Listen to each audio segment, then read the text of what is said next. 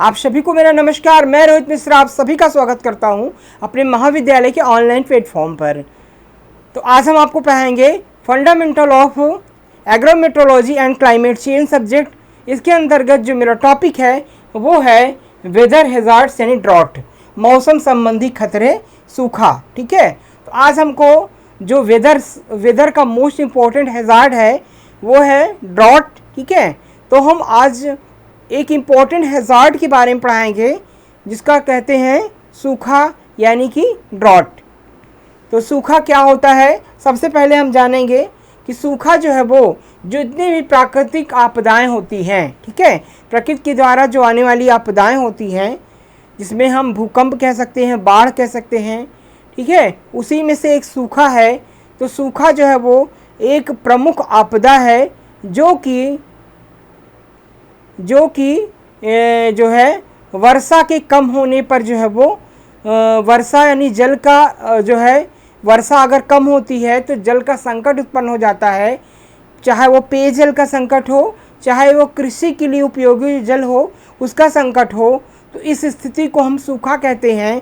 सूखा एक पर्यावरणीय आपदा होती है जिसमें बरसात कम होती है, वर्षा का बिल्कुल कम होना जो है वो। तो वर्षा जब कम होती है तो जो वाटर लेवल है वो बहुत कम हो जाता है, जिससे कि हमारे जो है वो जो भी हैंड पाइप्स हैं, नलकूप हैं और जो है कुएं हैं ये सूख जाते हैं। तो पेयजल का संकट उत्पन्न हो जाता है। साथ साथ जो है वो वर्षा न होने के कारण जो है वो जो कृषि पर मतलब कि वर्षा पे निर्भर जो हमारे भूमि है, खेत हैं, उनमें फसल नहीं हो पाती है। तो इस प्रकार से जो है वो प्राकृतिक, मानवीय और आर्थिक सारी क्षति जो है वो जो सूखा के कारण जो है वो होती है। तो ये जो स्थिति उत्पन्न हो जाती है इसे हम क्या कहते हैं, सूखा कहते हैं। ठीक है, यानी जल संकट की जो स्थिति उत्पन्न हो जाती है, चाहे वो पेयजल संकट हो, चाहे कृषि योग्य भूमि के लिए, पशुओं के लिए जल संकट हो, तो ये जो जल संकट की स्थिति है उसे हम सामान्य भाषा में सूखा कहते हैं। ठीक है, तो थोड़ा सा और हम इसके बारे में डिटेल से जानते हैं कि ड्रॉट क्या होता है। ठीक है, प्राकृतिक आपदाएं मानव जीवन, पर्यावरण, अर्थव्यवस्था पर गहरा प्रभाव डालती हैं। इन्हीं आपदाओं में से एक सूखा है जो एक धीमी गति से आने वाली लेकिन अत्यंत विनाशकारी आपदा है। सूखा केवल पानी की कमी का नाम नहीं है बल्कि यह एक जटिल प्रक्रिया है जो कृषि, जल संसाधनों, पारिस्थितिकी तंत्र और मानव जीवन के विभिन्न पहलुओं को प्रभावित करती है। ठीक है, तो प्राकृतिक आपदाएं मानव जीवन और पर्यावरण और अर्थव्यवस्था पर गहरा प्रभाव डालती हैं।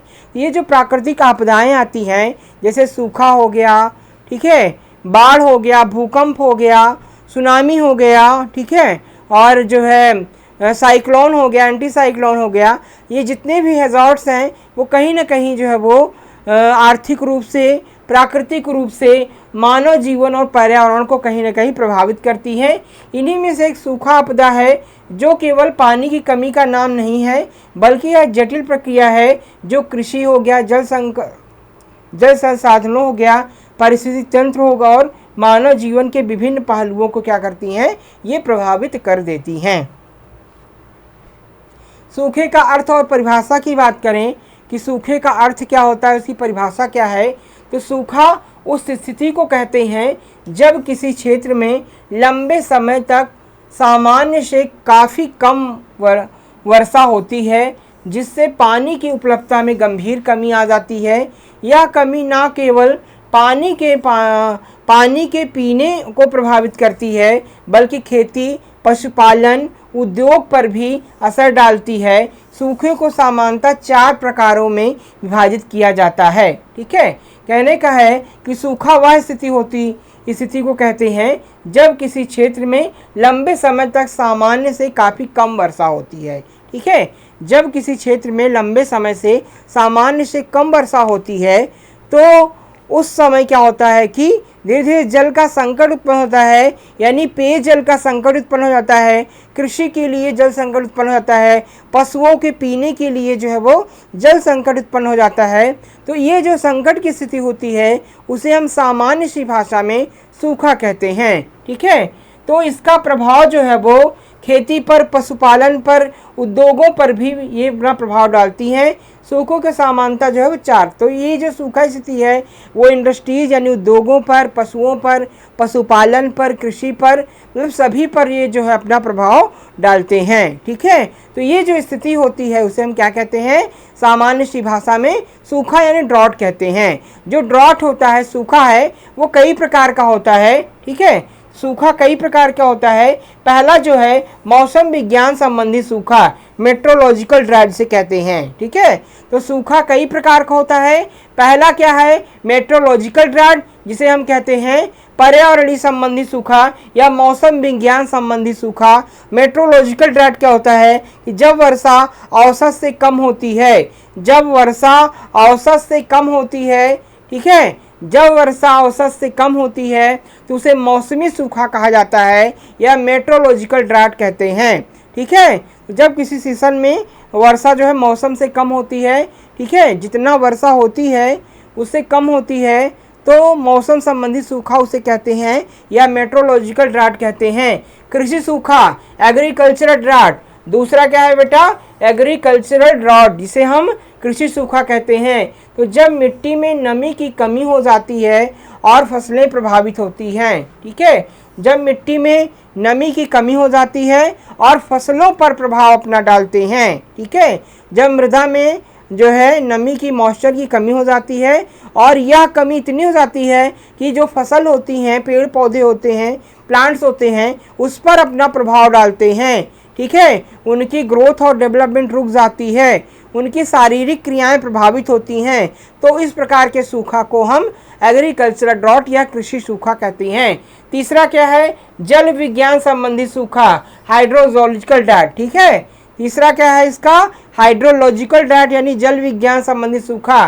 तो जब नदियाँ, झीलों और भूजल स्तर पे गिरावट आती है, जब नदियाँ, झीलों, भूजल स्तर में क्या होता है, गिरावट आती है, तो उसे क्या कहते हैं, हाइड्रोलॉजिकल ड्राउट कहते हैं। जल विज्ञान संबंधी या जल संबंधी सूखा कहा जाता है। चौथा क्या है, सामाजिक आर्थिक सूखा, सोशियो इकोनॉमिक ड्राउट। तो जब पानी की कमी समाज और अर्थव्यवस्था को प्रभावित करती है तो उसे सोशियो इकोनॉमिक ड्राउट कहते हैं। ठीक है, तो इस प्रकार से जो है वो ड्रॉट कई प्रकार के होते हैं, आप लोग समझ गए होंगे।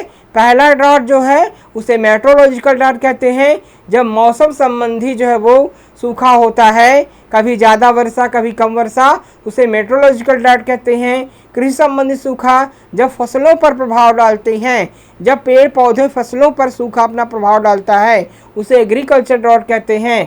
तीसरा हाइड्रोलॉजिकल ड्रॉट, जब नदियाँ, तालाब, झील, ठीक है, भूजल स्तर जिससे गिर जाता है, उसे हम हाइड्रोलॉजिकल ड्राउट कहते हैं। और जो सोशियो इकोनॉमिक ड्राउट क्या होता है, जब सूखे के कारण सामाजिक और आर्थिक स्थिति जो है वो प्रभावित होती है, अर्थव्यवस्था पर अपना प्रभाव डालता है सूखा, उसे हम क्या कहते हैं, सोशियो इकोनॉमिक ड्राउट कहते हैं।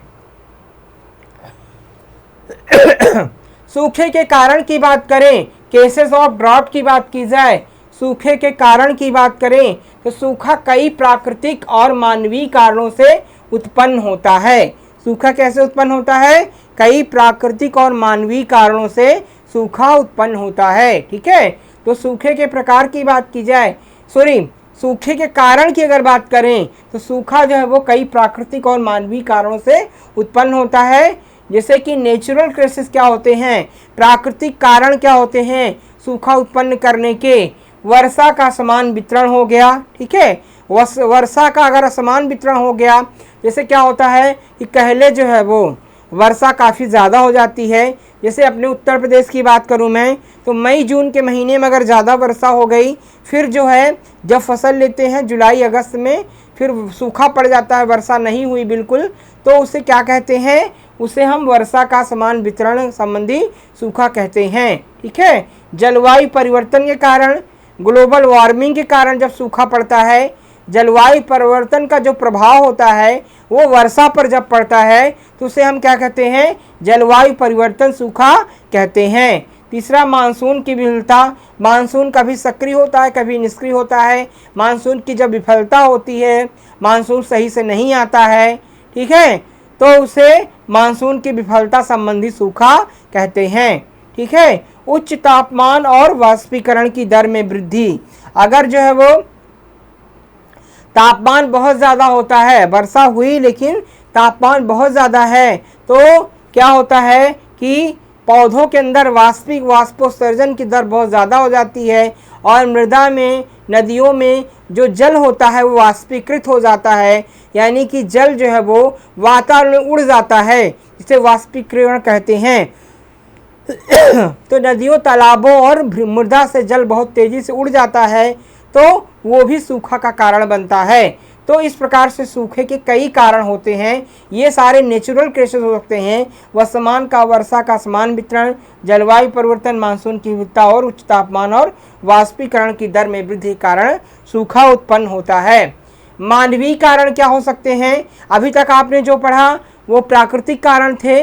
ठीक है, प्राकृतिक कारण जो है वो के कारण सूखा उत्पन्न होता है। मानवीय कारण की बात करें, ह्यूमन फैक्टर्स की बात करें, तो वनों की कटाई, ठीक है, वनों की कटाई हो गया, जल संसाधनों का अत्यधिक दोहन, ठीक है, जल संसाधनों का अत्यंत दोहन जो है वो, ये भी जो है वो सूखे का कारण होता है। ठीक है, तो वनों की अगर अधिक कटाई की करते हैं, मानव के द्वारा वर्तमान समय में देख रहे हैं कि वनों की अंधाधुंध कटाई की जा रही है। ठीक है, जो हमारे वन हैं ये हमारे क्या हैं, ये हमारी धरोहर हैं, ये हमें शुद्ध हवा प्रदान करते हैं। ठीक है, प्राकृतिक आवरण देते हैं, जो अल्ट्रावायलेट रेज निकलती हैं, सूर्य के प्रकाश, जो सूर्य का तेज़ी से प्रकाश आता है, अल्ट्रावायलेट रेज होती हैं, उनको रोकने काम करती हैं, हमें शुद्ध ऑक्सीजन, शुद्ध जीवनदायिनी ऑक्सीजन प्रोवाइड कराते हैं। तो इस प्रकार से जो वन हैं वो हमारे प्रदूषण को कम करते हैं। जो तमाम प्रकार की कल कारखानों से, गाड़ियों से विषाक्त गैसेस निकलती हैं, carbon dioxide, carbon monoxide, sulphur dioxide, इन सारी गैसों को रोकने का काम ये हमारे वन करते हैं, फॉरेस्ट करते हैं। तो इस प्रकार से जो है वो वनों की अंधाधुंध कटाई के कारण जो है स्थिति खराब होती जा रही है, तमाम प्रकार की विषाक्त गैसें उत्पन्न हो रही हैं। ठीक है, लोगों को शुद्ध हवा नहीं मिल रही है। ठीक है, जिससे कि तमाम प्रकार के जो शहर हैं वो जो है गैस चैम्बर में कन्वर्ट होते जा रहे हैं, जिसके कारण जो है वो सूखे की स्थिति उत्पन्न हो रही है। ठीक है, जैसे कि जो पेड़ पौधे हैं वो वर्षा में सहायक होते हैं, पेड़ पौधों की जड़ों के माध्यम से जल अंदर जाता है। ठीक है, भूजल रिचार्ज होता है। तो ये सारा जो है वो जो वाटर साइकिल है वो पूरी तरह से डिस्टर्ब हो गई है, जिससे कि वर्षा नहीं होती और सूखे की स्थिति उत्पन्न हो जाती है।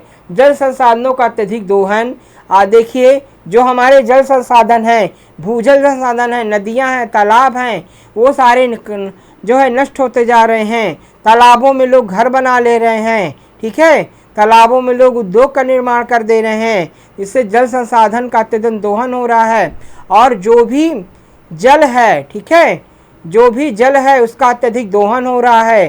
प्रत्येक घर में समरसेबुल, ये सब चीज़ें हैं, तो कहीं ना कहीं जो है जो जल संसाधन है वो नष्ट होते जा रहे हैं, जिसके कारण जो है वो वर्षा जो है वो नहीं हो पा रही है। ठीक है, ये सारे इसके कारण हैं। अनुचित सिंचाई पद्धतियाँ, ठीक है, तमाम प्रकार की अनुचित सिंचाई पद्धतियां हैं, जिसके कारण से पानी अत्यधिक नष्ट हो रहा है। जैसे कि हम गांव में देखते हैं कि लोग फ्लड इरिगेशन, जो बाढ़ सिंचाई है उसका ज़्यादा उपयोग कर रहे हैं। एक्सेस वाटर जो है काफ़ी, उसमें पानी बहुत ज़्यादा लग रहा है, पानी का दोहन काफ़ी ज़्यादा हो रहा है। ठीक है, तो इस प्रकार से जो अननेसेसरी सिंचाई की विधियां हैं उनको रोका जाए, और ड्रिप इरिगेशन और स्प्रिंकलर इरिगेशन है जिसमें पानी की काफ़ी ज़्यादा बचत होती है, उन विधियों को अपनाया जाए, जिससे कि जो है जल संकट से जो है रोका जा सके। तो इस प्रकार से अत्यधिक जो है वो सिंचाई जो हो रही है, सिंचाई का जिससे जल का नुकसान हो रहा है, पानी का दोहन हो रहा है, उसको रोकना चाहिए। ठीक है, शहरीकरण और औद्योगिकरण, ठीक है, शहरीकरण और औद्योगिकरण की बात करें। ठीक है, तो इससे क्या हो रहा है कि शहरीकरण ज़्यादा बढ़ रहा है, पेड़ पौधों की कटाई करके लोग शहर का निर्माण हो रहा है, इंडस्ट्रीज़ बन रही हैं, उद्योग लग रहे हैं। ठीक है, कॉलोनियाँ बन रही हैं, जिससे कारण क्या है कि जब पेड़ पौधे कम हो जा रहे हैं तो सही से वर्षा नहीं हो पा रही है, ठीक है। वाटर साइकिल डिस्टर्ब हो जा रहा है, जो वाटर है वो रिचार्ज नहीं हो पा रहा है, ठीक है। शहरों से जल क्या हो रहा है, नदियों में, नदियों से तालाबों में बह जा रहा है, ठीक है। सॉरी, नदियों से समुद्र में बह जा रहा है, जिससे कि सिंचाई योग्य जो जल है वो नष्ट हो जा रहा है। तो इस प्रकार से शहरीकरण और औद्योगिकरण के भी ये जो है महत्वपूर्ण कारण हैं सूखा आने के, ठीक है। तो इस प्रकार से सूखे का केसेस ह्यूमन फैक्टर सबसे इम्पोर्टेंट है। सूखे के प्रभाव की बात करें अगर हम, अभी तक हमने बात किया था सूखे के कारण की, अब हम बात करेंगे सूखे के प्रभाव, सूखे का क्या इम्पैक्ट पड़ रहा है। तो सूखा एक बहुआयामी समस्या है जिसका प्रभाव कई क्षेत्रों पर पड़ता है, ठीक है। सूखा एक क्या है, बहुआयामी समस्या है जिसका प्रभाव कई क्षेत्रों में पड़ता है। कृषि पर प्रभाव की बात करें, ठीक है, कृषि पर प्रभाव की बात करें, इम्पैक्ट ऑन एग्रीकल्चर पे बात करें तो सूखे का कृषि पर क्या प्रभाव पड़ता है। सूखे पर जो कृषि है वो सूखे से सबसे ज़्यादा प्रभावित होती है, ठीक है। सूखा सबसे अधिक कृषि क्षेत्र को प्रभावित करता है। पानी की कमी के कारण फसलें सूख जाती हैं, जिससे किसानों को भारी नुकसान होता है। खाद्यान्न उत्पादन में कमी आती है, जिससे खाद्य संकट उत्पन्न हो जाता है। तो आपको पता है कि पौधों के अंदर जो सबसे महत्वपूर्ण भाग है प्रोटोप्लाज्म, वो जल का बना होता है। पौधे अपनी जो भी जैविक क्रियाएं होती हैं वो जल की उपस्थिति में ही करते हैं। तो पौधों की वृद्धि और विकास पूरी तरह से जल के माध्यम से ही निर्भर होता है। अगर जल संकट उत्पन्न हो गया तो कृषि पूरी तरह से प्रभावित हो जाती है, ठीक है। अगर वर्षा नहीं हुई तो कृषि पूरी तरह से प्रभावित हो जाती है। और सूखे का सबसे ज़्यादा प्रभाव जो होता है वो फसलों पर पड़ता है, ठीक है। तो इससे किसानों को जो है वो काफ़ी भारी नुकसान होता है, उत्पादन में कमी आ जाती है, ठीक है। और आर्थिक रूप से जो है वो खाद्य संकट उत्पन्न हो जाता है, ठीक है। तो कृषि पर भी सबसे ज़्यादा सूखे का प्रभाव पड़ता है। जल संकट की बात करें, वाटर क्राइसिस की बात करें तो सूखे के कारण पीने के पानी की भारी कमी हो जाती है। नदियाँ और तालाब सूखने लगते हैं और भूजल स्तर नीचे चला जाता है, ठीक है। तो सूखे के कारण पीने के पानी की क्या होती है, भारी कमी हो जाती है, ठीक है। नदियाँ और तालाब क्या होते हैं, सूखने लगते हैं और भूजल स्तर नीचे चला जाता है, ठीक है। तो इस प्रकार से जल संकट भी उत्पन्न हो जाता है। तो सूखे के कारण काफ़ी गहरी स्थिति होती है, ठीक है।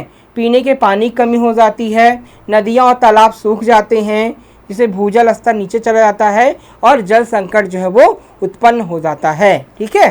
तो इस प्रकार से वाटर क्राइसिस बढ़ जाता है।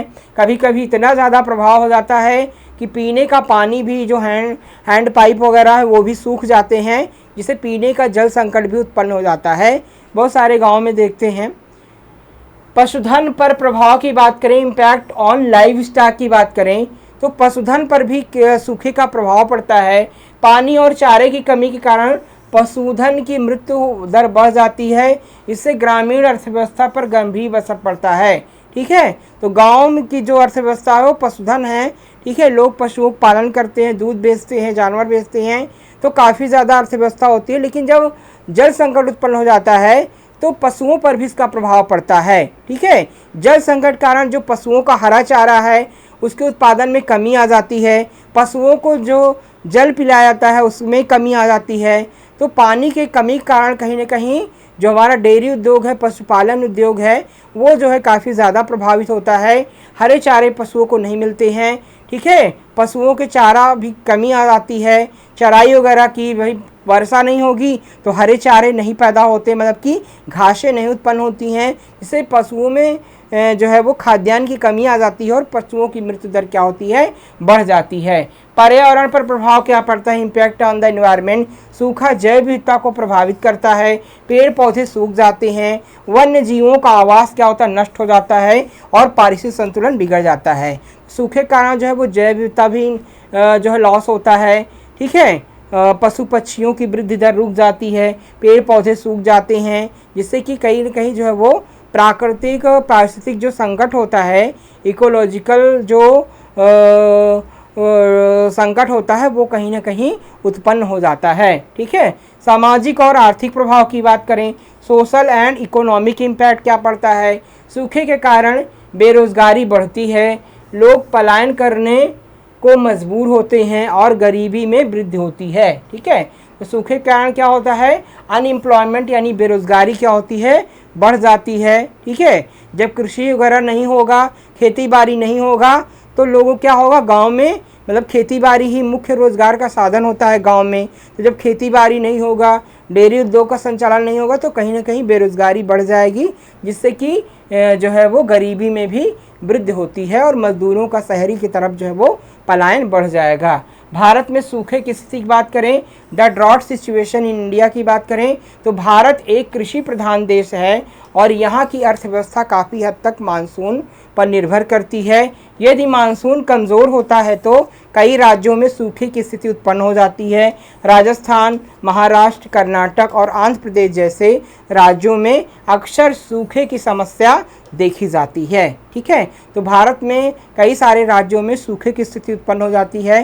राजस्थान, महाराष्ट्र, कर्नाटक, इन सब राज्यों में बहुत ज़्यादा सूखे की स्थिति उत्पन्न हो जाती है और वहाँ की अर्थव्यवस्था जो है वो प्रभावित होती है। ठीक है, तो भारत एक कृषि प्रधान है, जिसमें काफ़ी ज़्यादा रोल है कृषि का भारत की अर्थव्यवस्था में। तो जब कृषि प्रभावित होती है तो कहीं ना कहीं पूरी अर्थव्यवस्था क्या होती है, चौपट हो जाती है और कई सारे राज्य जो है वो इससे काफ़ी परेशान हो जाते हैं।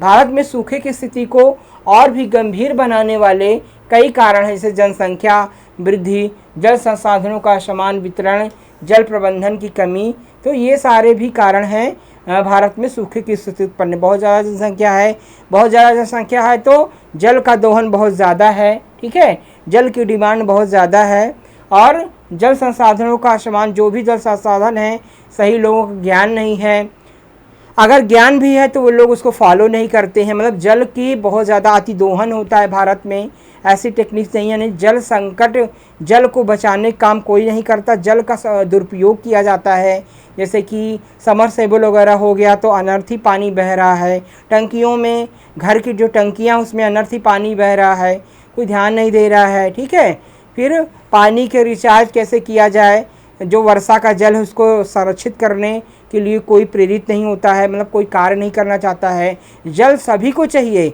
लेकिन जल को बचाना कोई नहीं चाहता है। ठीक है, तो ये सारी समस्याएं हैं भारत में, जिससे जल संकट और भी उत्पन्न हो रहा है। ठीक है, सूखे से निपटने के उपाय की बात करें, मेजर्स ऑफ कम्बैट ड्रॉट, या सूखे से निपटने के उपाय की बात करें तो सूखे की समस्या से निपटने के लिए दीर्घकालिक और अल्पकालिक दोनों प्रकार के उपाय आवश्यक होते हैं, जैसे जल संरक्षण, वाटर कंजर्वेशन, वर्षा जल संचयन, रेन वाटर हार्वेस्टिंग को बढ़ावा देना। तो निपटने के लिए हम सबसे पहले क्या है, जल संरक्षण करें, जो भी वर्षा का जल है उसको संरक्षित करें। वर्षे के जल को संरक्षण की बात है, जैसे तालाब का निर्माण करें, तालाबों में पानी इकट्ठा हो, फिर वही जल जो है वो पशुओं को पीने के लिए, कृषि में हम उसका उपयोग करें। ठीक है, तो इस प्रकार से जो है तालाबों में जलों को हम इकट्ठा करें, जो भी वाटर टैंक है उसमें हम जो है करें, पेड़ पौधे ज़्यादा लगाएं जिससे वर्षा का जल रिचार्ज हो। ठीक है, तो इस प्रकार से जो है वो जो भी नई टेक्नोलॉजी हैं, वाटर हार्वेस्टिंग टेक्नोलॉजी है उसको प्रयोग करें, तालाबों और झीलों का संरक्षण करें, पानी के उपयोग की बचत करें। तो ये सारे कारण हैं जल संकट से बचाने के लिए। कृषि में सुधार की बात की जाए तो सूखा रोधी फसलों का उपयोग किया जाए। कृषि में क्या हम सुधार कर सकते हैं कि जो ड्रॉट रेजिस्टेंस वैरायटियां हैं, कम पानी चाहने वाली प्रजातियां हैं, उनको ग्रो करें, उनको ज़्यादा से ज़्यादा लगाएं। यानी धान की फसल से कम पानी में जो तैयार हो जाती हैं उनको हम जो है करें, मोटे अनाजों को उगाएं। ठीक है, जिसमें पानी की कमी को रोका जा सके। आधुनिक सिंचाई तकनीक जैसे ड्रिप और स्प्रिंकलर का उपयोग करें। ठीक है, आधुनिक जो मॉडर्न इरिगेशन टेक्निक्स हैं, जैसे स्प्रिंकलर इरिगेशन है, ड्रिप इरिगेशन है, जिसमें 80 to 90% वाटर का सेविंग होता है। इस प्रकार की सिंचाई पद्धतियों को अपनाया जाए, जिससे कि कम जल संकट को, जल को जो है वो बचाया जा सके। ठीक है, और अपनी फसलों को भी उगाया जा सके।